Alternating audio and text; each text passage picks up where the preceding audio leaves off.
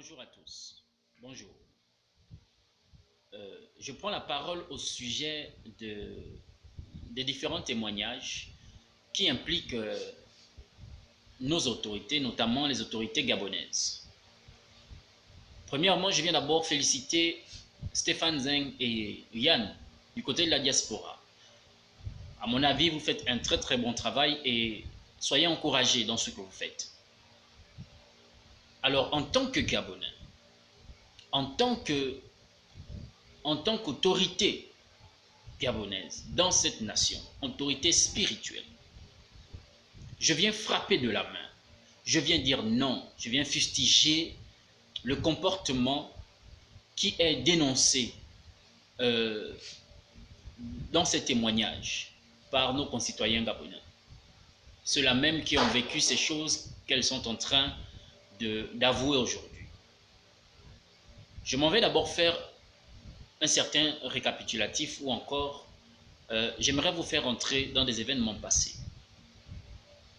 En 2015, je vais mettre en place un mouvement et nous avons dénoncé un bon nombre de choses qui se passaient avec mon équipe, les membres dont je ne voudrais pas citer les noms ici.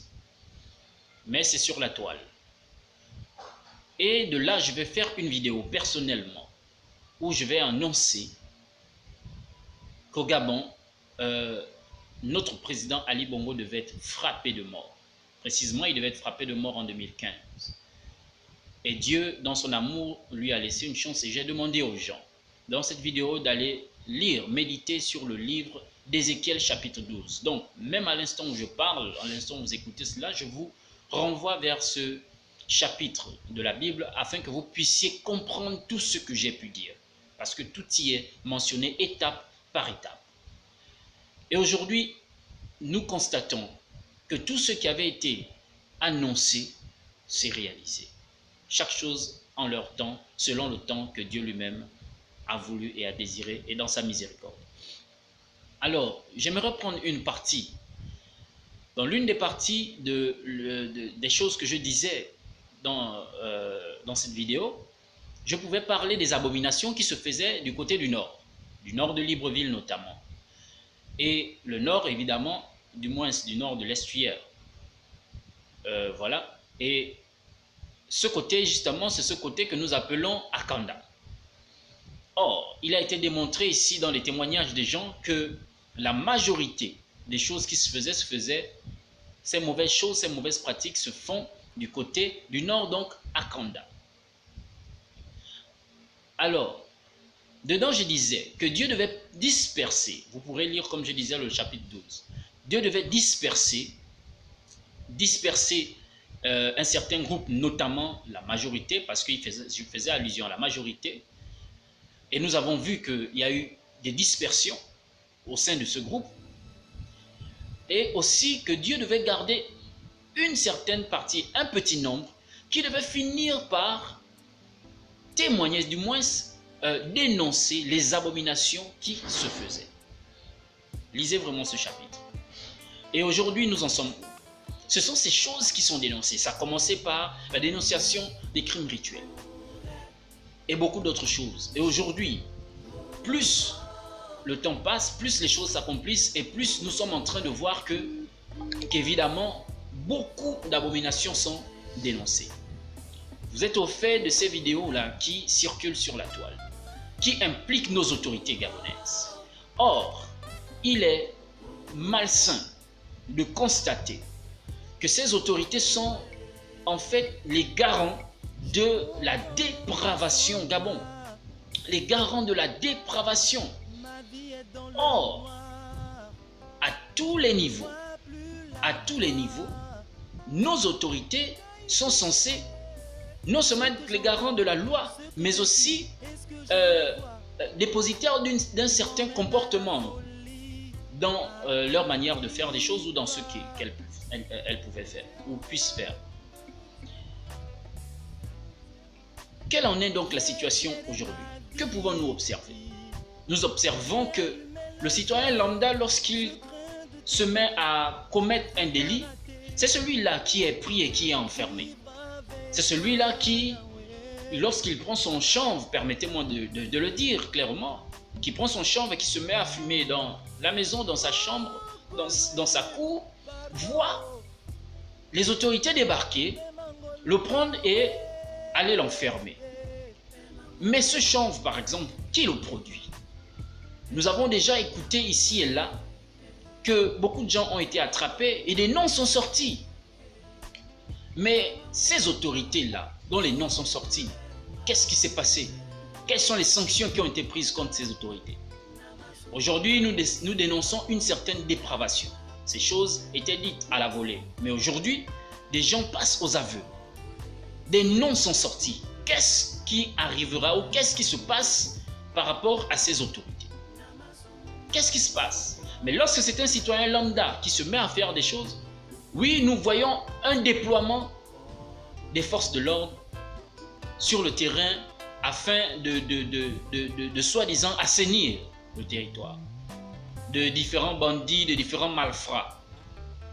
Mais du plus haut de la chaîne jusqu'en bas, nous constatons que nos autorités sont impliquées dans tout ce qui se fait.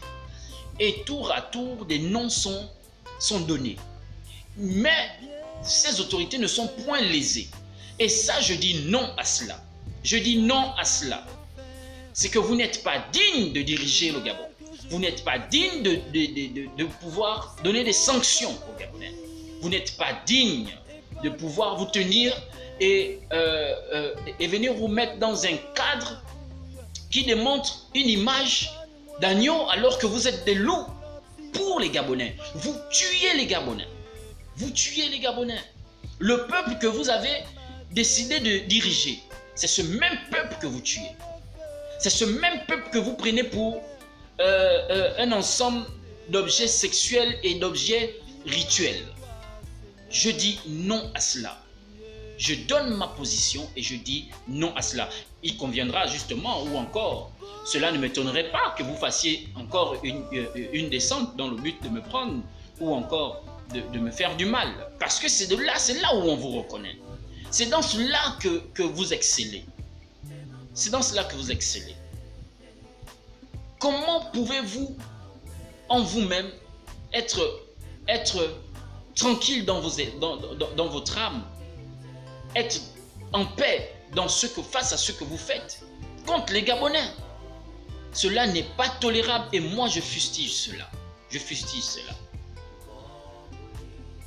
Alors j'interpelle vivement les autorités compétentes. J'espère qu'au milieu de vous, il y a encore ces personnes-là qui sont capables d'agir. Ces personnes-là qui sont capables de frapper la main sur la table. J'interpelle. Selon donc le résumé que je disais, dont je faisais allusion, il a été démontré que des abominations se font. Toutes ces choses ont été dites. Et vous allez constater que dans les témoignages qui sont donnés, il est démontré que des choses qui se font, des abominations qui se font, la dépravation qui est faite, est surtout à des fins rituelles. Cela implique donc un côté spirituel en ce qui concerne notre nation. Cela implique un côté spirituel en ce qui concerne la vie du peuple. Cela implique un côté spirituel en ce qui concerne les valeurs. Dans nos valeurs bantoues, il n'est pas tolérable de voir ce genre de comportement. Cela est à fustiger et je fustige cela. À l'endroit de mes frères et sœurs, à l'endroit de ces jeunes-là qui se lancent dans cette dépravation, évidemment, tout a été fait, tout a été mis en place dans le but de bloquer les finances, de bloquer votre devenir, de bloquer votre épanouissement. Nous allons constater qu'il y a un manque, par exemple, de loisirs, d'accord, de sites de loisirs. Il y a le fait que les Gabonais puissent s'évertuer au travail, travailler, mais ne voir rien véritablement rentrer. Il y a des crises qui sont causées volontairement, et je le dis volontairement, par nos leaders dans le but justement d'attirer le peuple dans ce genre de dépravation. Tu veux du boulot, il faut que l'on te sodomise. Cela est à dénoncer et je dis non, je dis non. Je dis non. Alors, j'interpelle les jeunes. J'interpelle nos jeunes frères et nos jeunes sœurs. Et même, il y a des pères et des mères qui sont dans ce genre de situation. Je dis ceci. Vous n'êtes pas les seuls à passer par des situations compliquées. Mais vous n'entendrez pas que tout le monde s'est versé dans ce genre de situation. C'est le moment pour vous de vous ressaisir. Je vous interpelle à vous ressaisir. Je vous interpelle à faire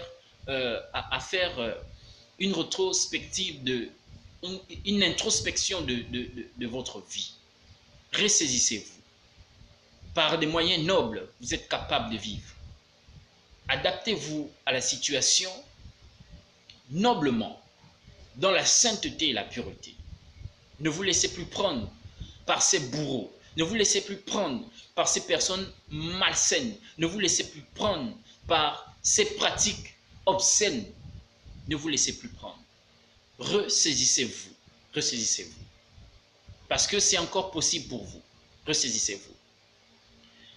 Il est ici donc question pour moi de dire que tous ensemble, nous sommes capables de reconstruire le Gabon. Tous ensemble, nous sommes capables de renverser ce système qui est pourri de la tête jusqu'au plus bas de la chaîne. Il est ici question de nous mettre d'un commun accord afin de frapper de la main sur la table.